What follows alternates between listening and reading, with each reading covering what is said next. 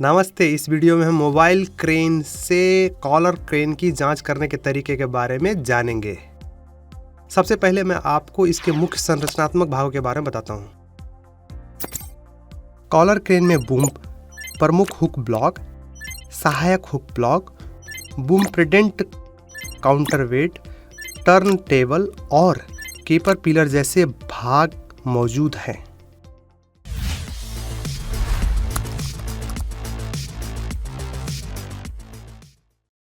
चलिए, सुरक्षित रूप से काम करने के लिए कॉलर क्रेन के काम से पहले जिन 12 चीज़ों की जांच करनी चाहिए उसके बारे में जानने की कोशिश करते हैं।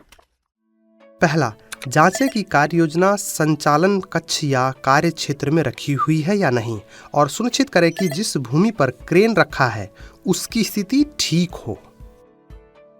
दूसरा, यह सुनिश्चित करें कि सुरक्षा सुविधाओं का उपयोग करके कार्य क्षेत्र सेट किया गया है और जांचें कि सिग्नल मैन को तैनात किया गया है या नहीं। तीसरा, जांचें कि ब्रेक क्लच चल रहे हैं या नहीं और यह सुनिश्चित करें कि नियंत्रण उपकरण में कोई नुकसान या विकृति ना हो और ठीक से चलते हों।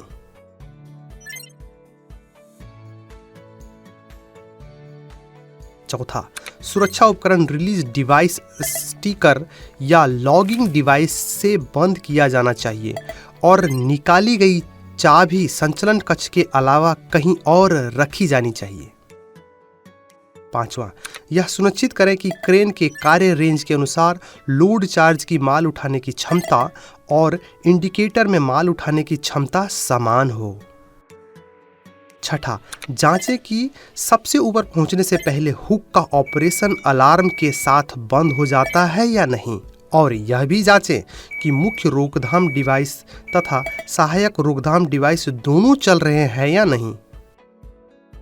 सातवां, जांचें कि जब एंगल बूम का झुकाव कोण अधिकतम हो जाता हो तो लॉगिंग लिमिट डिवाइस ठीक से चलता है या नहीं तथा बूम कोण सूचक सही से लगा हुआ है या नहीं।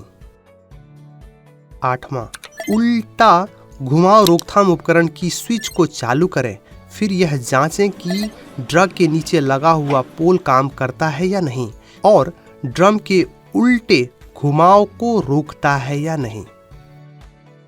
नौवां, यह सुनिश्चित करें कि मुख्य हुक के वायर रोप, सहायक हुक के वायर रोप और बूम लहरदार वायर रोप में तार टूटने जैसी समस्या ना हो, बाहर निकलने का खतरा ना रहे और वायर रोप से प्रोसेसिंग अच्छी स्थिति में हो।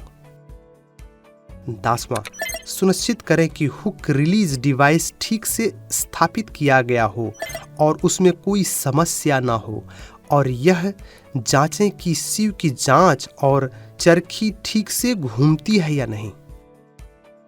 11वां, सुनिश्चित करें कि एंगल बूम में कोई विकृति या दरार ना हो तथा काउंटर वेट का वजन इसके लोड चार्ट तथा इंडिकेटर के समान होना चाहिए। अंतिम 12वां, जांचें कि ट्रक में नुकसान या विकृति जैसी समस्या है या नहीं और भूमि की स्थिति की जांच करके यह सुनिश्चित करें कि जरूरत पड़ने पर स्टील प्लेट को मजबूत करके स्थापित किया गया हो।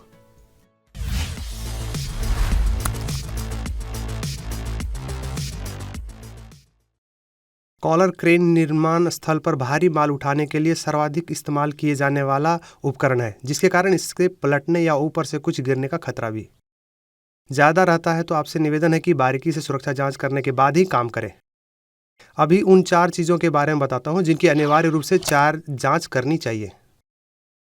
पहला, कार्य क्षेत्र सेट करें और सिग्नल मैन को तैयार करें। दूसरा, माल को उठाने के काम के दौरान बूम और माल के 5 मीटर के भीतर वाले क्षेत्र में लोगों के प्रवेश को निषेध करें। तीसरा, बाईपास के जैसे सुरक्षा उपकरणों को मनमाने ढंग से असक्षम करना मना है।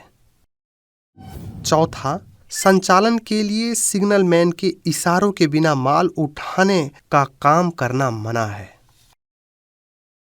आपसे निवेदन है कि कॉलर क्रेन का काम करते समय इन 4 चीज़ों की अनिवार्य रूप से जांच करें, फिर काम करें। अभी तक हमने कॉलर क्रेन की जांच करने के तरीके के बारे में जाना है। दुर्घटना होने से पहले रोकने के लिए सुरक्षा जांच अनिवार्य रूप से पहले जाननी चाहिए। आपसे निवेदन है कि बारीकी रूप से सुरक्षा जांच करने के अपने अनमोल जीवन की रक्षा करें। धन्यवाद।